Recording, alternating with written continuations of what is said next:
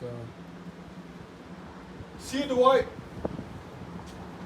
Thanks. When I started doing all this gardening stuff, man, many of you guys could probably relate. There are very little people out there. There were really nobody. There was really only John Kohler. Hell yeah, John Kohler. That's a completely different story for another day. And there was garden extensions. Then there was preppers. One in particular was this cat named Jack Spearco. A lot of what is going on here at the Seeds of Xanxadu, I've never put this out there.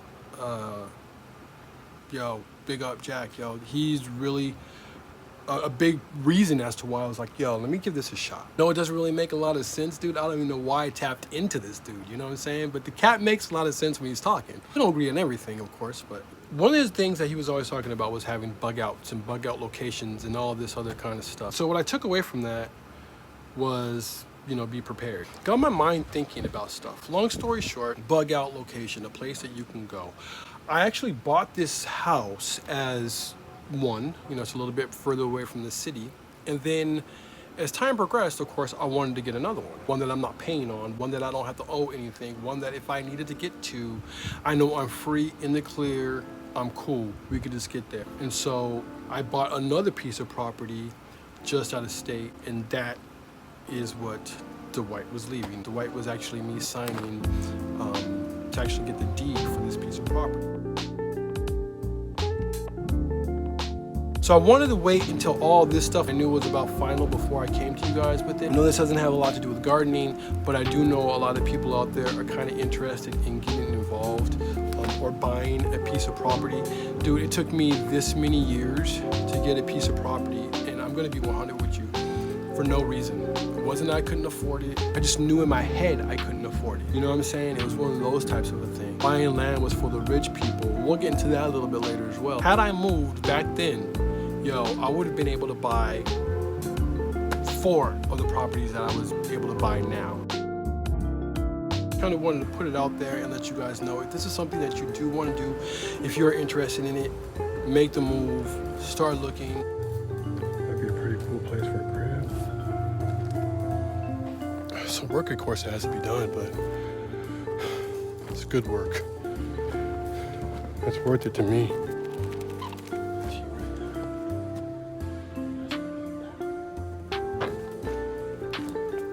Dope too. Probably put a nice little house up here, you know. It's nice and flat. Have a cool little view. Look at that. Endless, y'all. Endless. Different websites, you know what I'm saying? I like landwatch.com. That's kind of seems to be like the big one, and then everybody seems to break off from there to their own little personal sites. In fact, they'll normally direct you to their own personal site. It's really simple, y'all. It's not like, dude, it's more like buying a car than buying a house.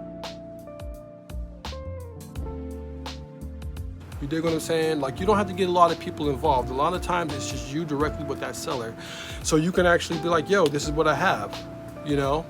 There's a lot of people out there that are willing to do, they're willing to finance you on $1,000. They're willing to finance you on $1,000.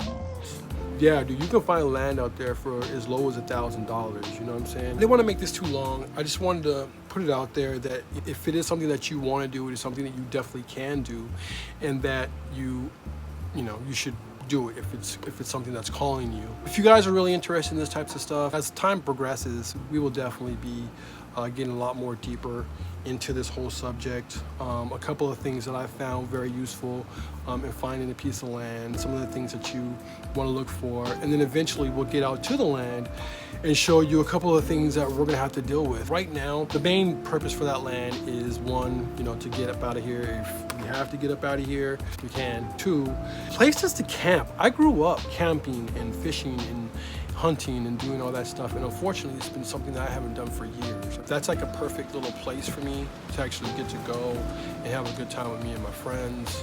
Let's go. I don't know if you guys can see that marker, but there's a marker right there too. Right about, it's like a little over an acre, like close to an acre and a half really. There's like tracks. Look at this. What is that, y'all? I don't know what that is. I used to come out here all the time. Well, not all the time, but often with my father and hunt when I was a kid. So getting back out here again feels great. Get you some, y'all. They're selling earth out here now, y'all. They sell earth. Dude, you're seeing all these millionaires and billionaires. What are they doing right now, y'all? These cats are putting their money into land. You don't need to know why they're doing it. Just do it. If you see these cats doing it, do it. You know what I'm saying? That's kind of a rule. You ain't got to do it to the level in which they're doing it, but listen, definitely could do it to the level in which you can afford. So you will be very, very surprised on just how far $1,000 can go in this game. We out here, y'all. We out here. So we're going to be talking to you guys a little bit more about this. I just wanted to put it in your ear, let you know that if it's something that you want to do.